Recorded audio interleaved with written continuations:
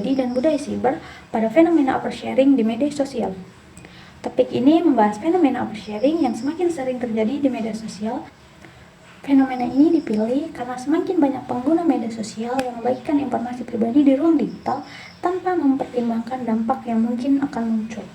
Oleh karena itu, topik ini menarik untuk dianalisis dari sudut pandang komunikasi antar pribadi dan budaya siber. Pada era digital saat ini, perkembangan teknologi telah mengubah cara manusia berkomunikasi.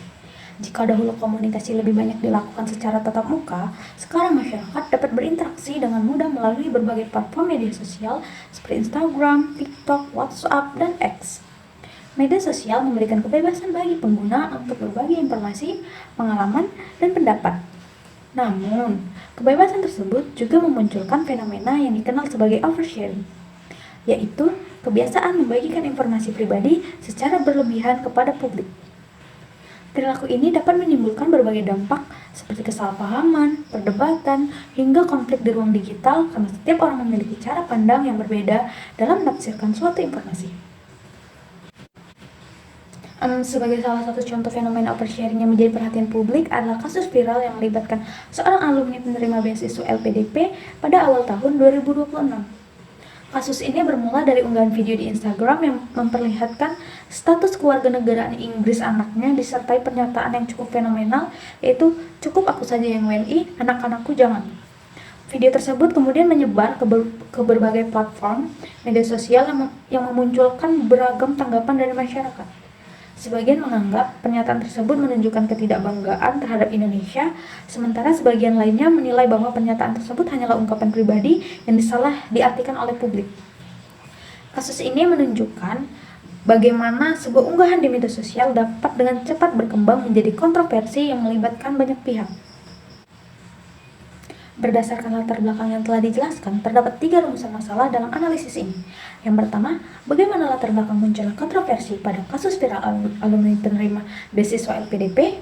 Kedua, bagaimana bentuk komunikasi antar pribadi dan unsur-unsur komunikasi yang muncul dalam interaksi media sosial tersebut. Yang ketiga, apa saja karakteristik budaya siber serta dampak yang ditimbulkan dari fenomena oversharing di media sosial. Adapun tujuan dari analisis ini adalah untuk menjelaskan latar belakang dan kronologi kasus viral alumni penerima beasiswa LPDP. Selain itu, analisis ini juga bertujuan untuk mengidentifikasi bentuk komunikasi antar pribadi yang terjadi di ruang digital serta menganalisis karakteristik budaya siber yang muncul dalam fenomena tersebut. Melalui analisis ini diharapkan dapat memberikan pemahaman mengenai pentingnya menjaga privasi dan menerapkan etika komunikasi dalam penggunaan media sosial. Bab 2. Kajian teori media sosial sebagai ruang komunikasi digital. Perkembangan itu dalam membaca masa berkomunikasi dengan secara signifikan. Salah satu perubahan tersebut adalah adanya media sosial yang memungkinkan individu berinteraksi dan tanpa dibatasi oleh ruang dan waktu. Media sosial tidak hanya berfungsi sebagai sarana penyebaran informasi, tetapi juga menjadi peluang pembentukan interaksi, ekspresi personal, pembangunan sosial. Menurut Kaplan Heinlein 2010, media sosial memasuk aplikasi basis lain yang dibangun dari atas fondasi Web 2.0 dan memungkinkan penciptaan serta pertukaran koordinasi oleh pengguna. Sosial generate konten, keadilan media sosial menjadikan kompetisi lebih terbuka, bebas dan interaktif. Misalnya media sosial seperti Instagram, TikTok, Facebook, Twitter, dan YouTube telah menjadi bagian yang tidak terpisahkan dari aktivitas masyarakat. Pengguna dalam membagikan pengalaman hidup, pendapat, foto, video, hingga kondisi lifestyle mereka kepada audiens yang sangat luas. Fenomena ini menunjukkan bahwa media sosial di lain saat komunikasi, melainkan juga soal digitalnya membentuk pola perilaku baru dalam masyarakat. Perubahan pola komunikasi tersebut membawa dampak terhadap cara individu. Privasi Indonesia sebelumnya hanya dibagikan keluarga atau teman dekat, kini dapat dipublikasikan kepada orang secara bersamaan. Kondisi yang media sosial bahwa mungkin benar-benar di masyarakat. Konsep oversharing di masyarakat media sosial. Oversharing merupakan istilah yang digunakan untuk menggambarkan perilaku membagikan informasi pribadi secara berlebihan kepada orang lain. Di platform digital, informasi yang diberikan dapat berupa pengalaman pribadi masyarakat, berbagai konflik, hubungan, kondisi kesehatan, informasi bahkan terhadap pribadi yang seharusnya berada ranah privat. Dan penelitian yang dilakukan oleh Blamer, Punyanun, Carter, dan 2022 menunjukkan bahwa oversharing merupakan fenomena komunikasi kontemporer yang berkaitan erat dengan perilaku self disclosure atau pengungkapan di media sosial. Pengguna seringkali membagi informasi dibalik tanpa mempertimbangkan dampak jangka panjang terhadap privasi maupun lingkungan sosial mereka. Dalam konteks media sosial, batasan antara ruang privat dan ruang publik jadi semakin kabur. Pengguna seringkali merasa nyaman membagi berbagai aspek kehidupan karena memperoleh dukungan sosial, pelatihan, atau validasi dari pengguna lain. Namun demikian, perilaku tersebut dapat menimbulkan berbagai risiko seperti penyalahgunaan data pribadi, pencurian diri, cyberbullying, hingga gangguan kesehatan mental lagi berkaitan dan pada perilaku pengakuan sosial. Nama perusahaan juga dipengaruhi oleh budaya digital yang mendapatkan kata bukan sebagai eksistensi diri. Semakin aktif seseorang membagikan kehidupan pribadi sebagian besar peluang memperoleh pelatihan dari audiens digital. Oleh karena itu, pesan tidak hanya dapat dipahami sebagai perilaku individual, tetapi juga sebagai hasil dari konstruksi sosial yang belum digital. Karakteristik perilaku oversharing. Perilaku oversharing memiliki beberapa karakteristik utama yang membedakannya dari pengungkapan diri yang normal. Satu, informasi pribadi. Pengguna bagian informasi yang terlalu pribadi karena audiens yang luas. Informasi tersebut seringkali mencakup mengalami emosional, kualitas pribadi maupun misal keluarga yang biasanya hanya dibagikan kepada orang tertentu. Dua, frekuensi pengakuan tinggi. Jadi film yang melakukan overselling cenderung membagikan hampir seluruh aktivitas keseharian secara rutin media sosial. Tiga, minimnya pertimbangan konsekuensi. Banyak pengguna tidak menyadari bahwa digital kasih mandala waktu yang lama dan berpotensi digunakan oleh pihak lain. Kemudian validasi sosial, respons berupa komentar, dan jumlah pengikut seringkali menjadi motivasi utama yang mendorong individu untuk terus berbagi informasi pribadinya. Berikan komunikasi pribadi. Fenomena overselling dapat dipahami melalui pendidikan komunikasi pribadi. Karena berlaku tersebut pada dasarnya merupakan bentuk pengakuan diri kepada orang komunikasi secara pribadi menekankan pentingnya pertukaran pesan yang memungkinkan individu membangun hubungan sosial, menciptakan kedekatan emosional, serta memulai pemahaman terhadap orang lain. Dalam konteks sosial, proses komunikasi yang berubah memahami dalam saja. Jika sebelumnya komunikasi berlangsung secara langsung tidak terbatas pada kelompok tertentu, ini komunikasi dapat dilakukan kepada audiens yang jauh lebih luas. Akibatnya, batas yang biasa mengatur kedekatan interpersonal menjadi semakin tunggal. Karena komunikasi pribadi membantu menjelaskan bagaimana kebutuhan utama dipahami dan jaga pendapat ini bisa melakukan pengungkapan diri melalui media sosial. Ketika kebutuhan tersebut diimbangi dengan pengelolaan privasi yang baik, pelaku pengungkapan diri dapat menjadi overselling. Teori self disclosure pengungkapan diri.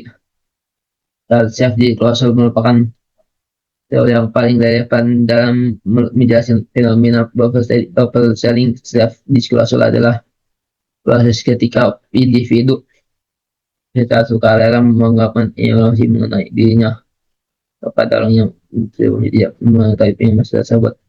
Menurut David 2019, ungkapan dia merupakan elemen penting dalam pembentukan hubungan interpersonal. Melalui pengungkapan diri, individu dapat membangun kepercayaan karena bangun bersama. Dalam lingkungan media sosial, ungkapan diri menjadi lebih mudah dilakukan karena pengguna memiliki hindari penuh atas inovasi yang ingin dibagikan, namun pemerintah menunjukkan bahwa tingginya tingkat safety disclosure seringkali membuat individu mengabaikan risiko yang mungkin dari penyebaran informasi pribadi. Teman teori ini bisa mengenai sering tahu dipahami sebagai bentuk safety disclosure yang melampaui batas kewajaran sehingga mengulangi kontrol individu terhadap informasi pribadinya. Teori social penetration. Teori social penetration yang dikembangkan oleh Altman dan Taylor pada tahun 1973 menjelaskan bahwa hubungan interpersonal berkembang melalui proses pengungkapan diri secara bertahap. Teori ini mengibaratkan kepribadian manusia seperti lapisan bawang yang terdiri atas lapisan luar hingga lapisan terdalam. Pada tahap awal hubungan, individu hanya membagikan informasi yang bersifat umum. Seiring berkembangnya hubungan, informasi yang dibagikan menjadi semakin mendalam dan personal.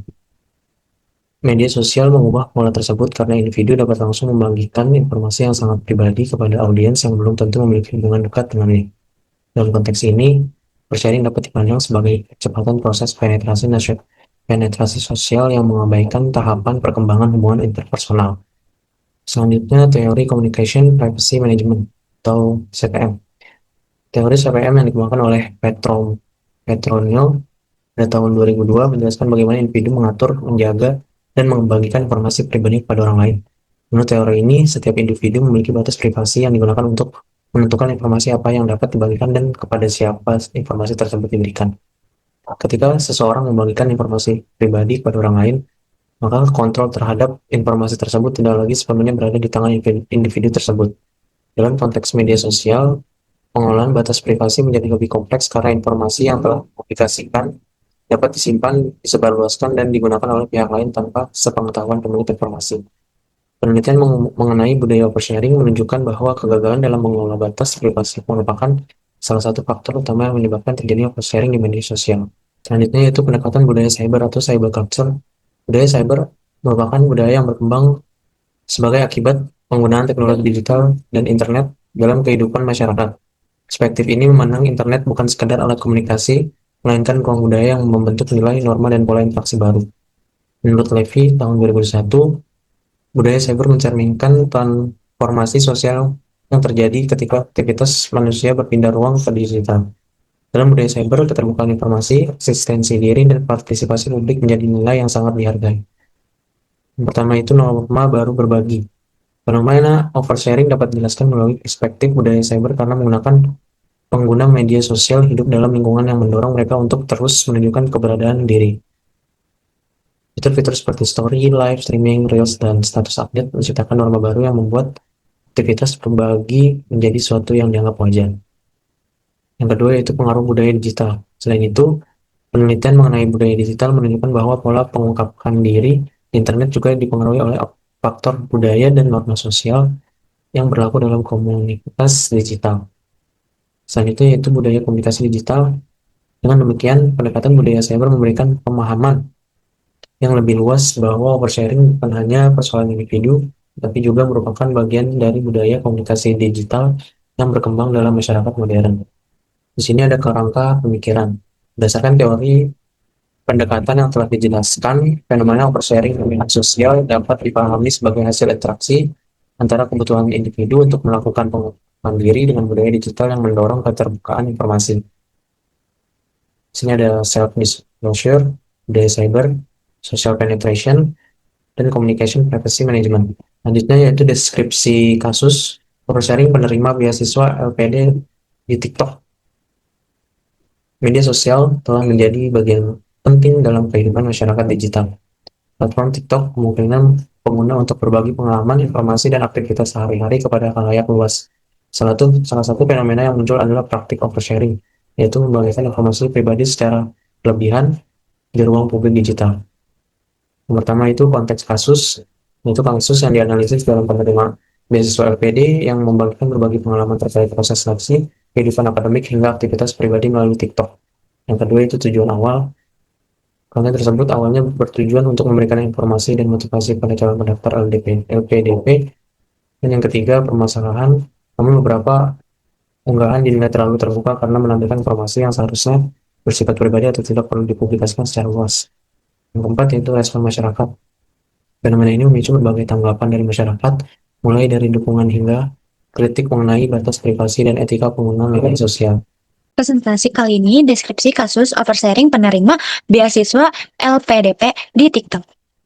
Media sosial telah menjadi bagian penting dalam kehidupan masyarakat digital. Platform TikTok memungkinkan pengguna untuk berbagi pengalaman, informasi, dan aktivitas sehari-hari kepada khalayak luas. Salah satu fenomena yang muncul adalah praktik oversharing, yaitu membagikan informasi pribadi secara berlebihan di ruang publik digital. Konteks kasus, yaitu kasus yang dianalisis adalah penerima beasiswa LPDP yang membagikan berbagai pengalaman terkait proses seleksi kehidupan akademik, hingga aktivitas pribadi melalui TikTok. Tujuan awal, konten tersebut awalnya bertujuan untuk memberikan informasi dan motivasi kepada calon pendaftar LPDP.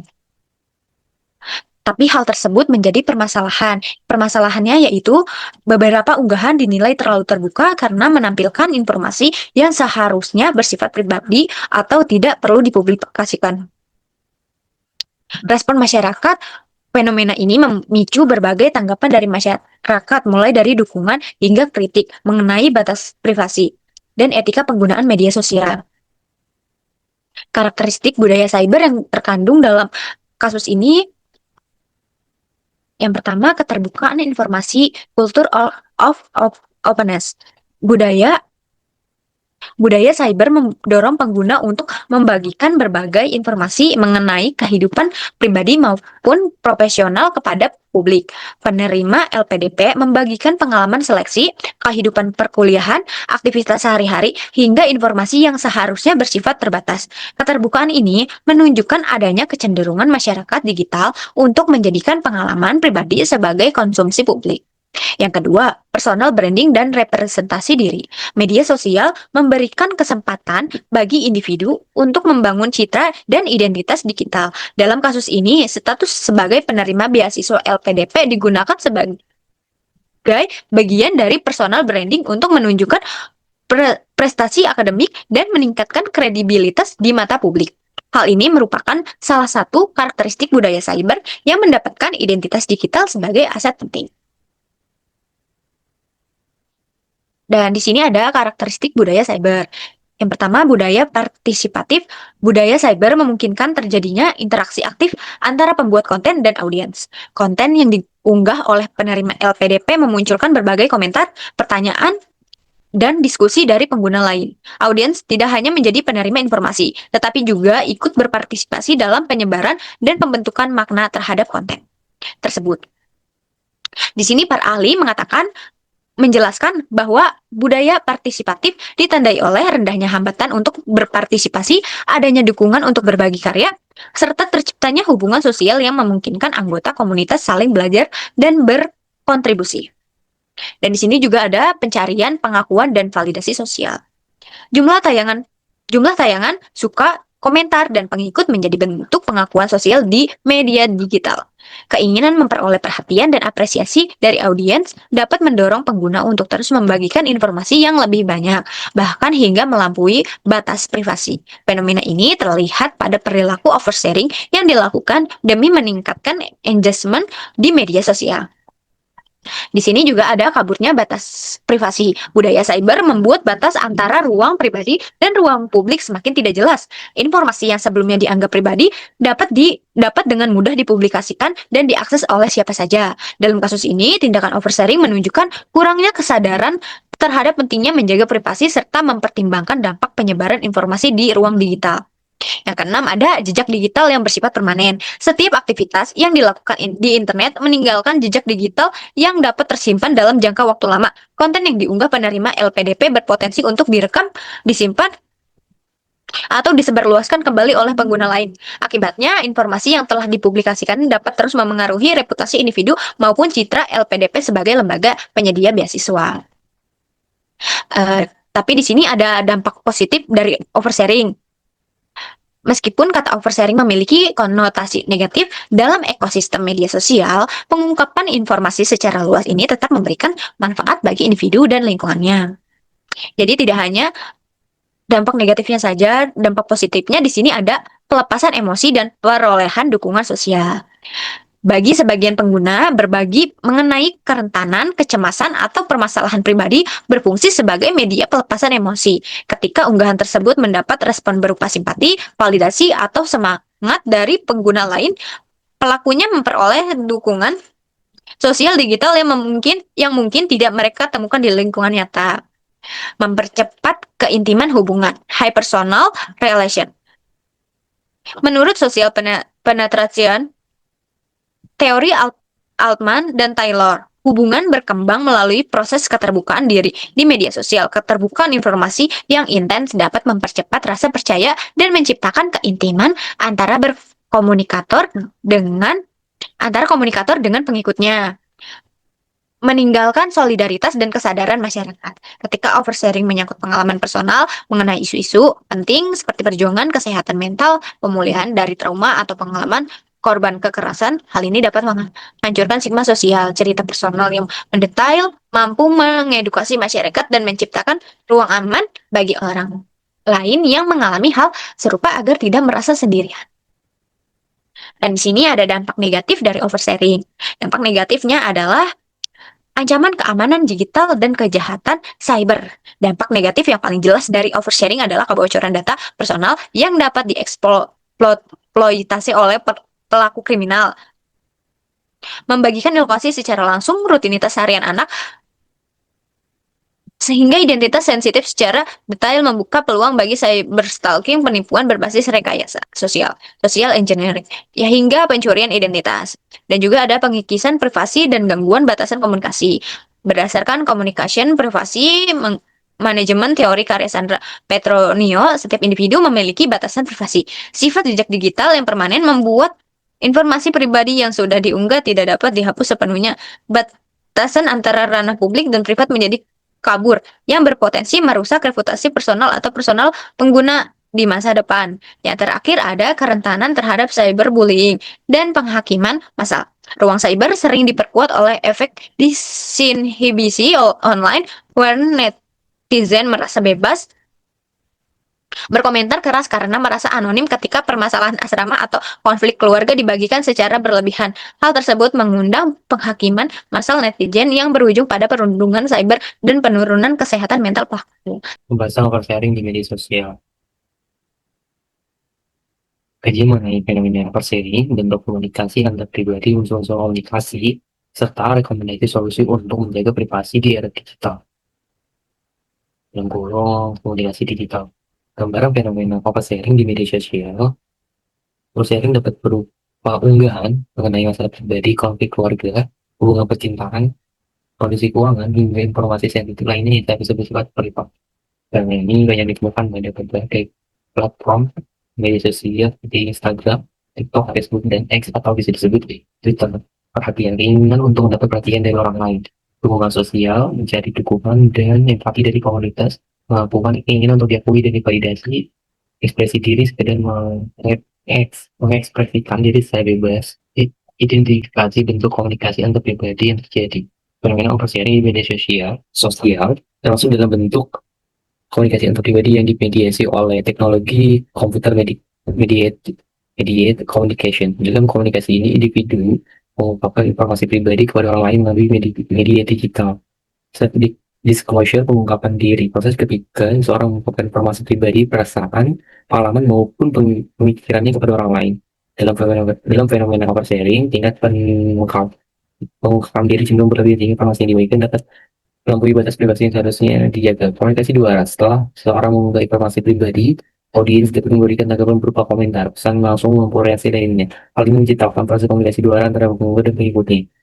Komunikasi kelompok. Kondisi media sosial memungkinkan satu pesan diterima oleh banyak orang sekaligus. Oleh karena itu, antar individu tetapi juga melibatkan kelompok atau komunitas yang menjadi audiens dari unggahan tersebut. Analisis unsur-unsur komunikasi. Komunikator adalah pihak menyampaikan pesan kepada audiens dalam fenomena oversharing. Komunikator adalah pengguna media sosial yang mengunggah informasi pribadi atau pengalaman pribadinya. Contohnya adalah seseorang yang mengunggah cerita mengenai masalah percintaan, konflik keluarga, atau karena yang dialaminya dalam pekerjaan melalui akun media sosial. 2. Pesan merupakan informasi yang disampaikan oleh komunikator kepada penerima pesan. Dalam konteks oversharing, pesan yang disampaikan umumnya berupa curahan perasaan atau emosi, pengalaman pribadi, konflik dengan orang lain, informasi mengenai kehidupan pribadi, keluhan terhadap suatu kondisi tertentu.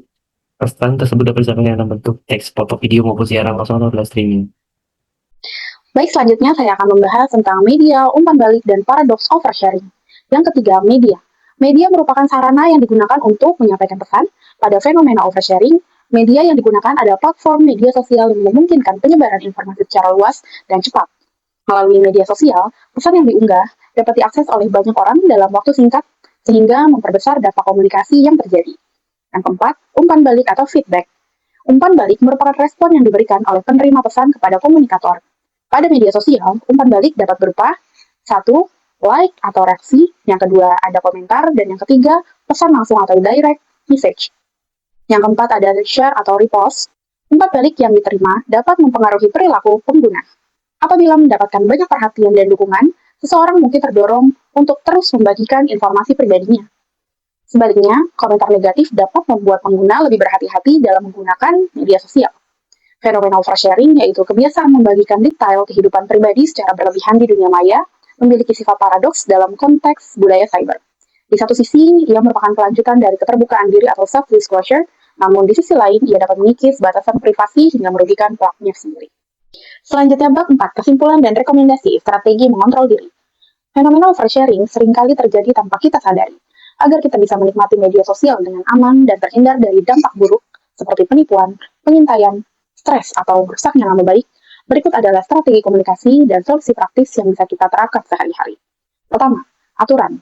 Tunggu belasan menit atau delay pause ketika kita sedang merasakan emosi yang meluap-luap, entah itu terlalu senang, habis dapat rezeki atau hadiah, terlalu sedih, atau lagi emosi tingkat dewa karena disenggol orang, jangan langsung buka media sosial.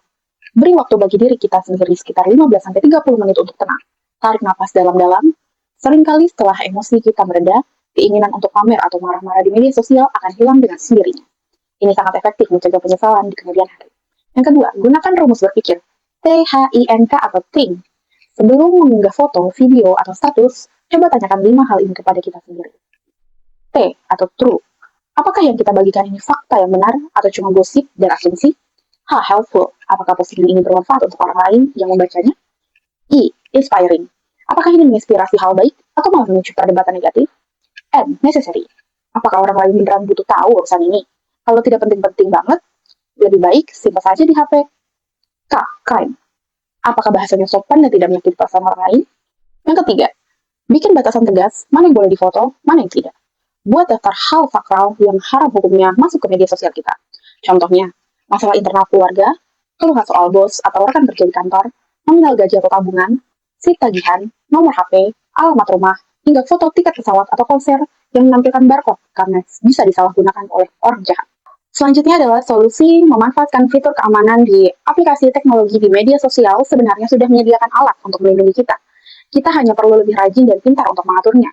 Yang pertama, ubah akun menjadi private atau gembok akun. Kalau media sosial kita bukan untuk jualan, bisnis, atau kebutuhan profesional seperti influencer, sangat disarankan untuk mengunci akun kita. Dengan mengunci akun, kita punya kuasa penuh untuk memilih siapa saja orang yang boleh melihat keseharian kita. Ini menjauhkan kita dari niatan orang asing yang punya niat buruk. Yang kedua, maksimalkan fitur teman dekat atau close friend atau circle. Terkadang kita hanya ingin berbagi cerita lucu atau keluh kesah ringan ke orang-orang tertentu saja. Manfaatkan fitur close friend di Instagram atau circle di X atau Twitter. Masukkan hanya sahabat atau keluarga inti yang kita percayai di dunia nyata. Ingat, konten private jangan disebar ke ribuan pengikut yang bahkan tidak kita kenal wajahnya.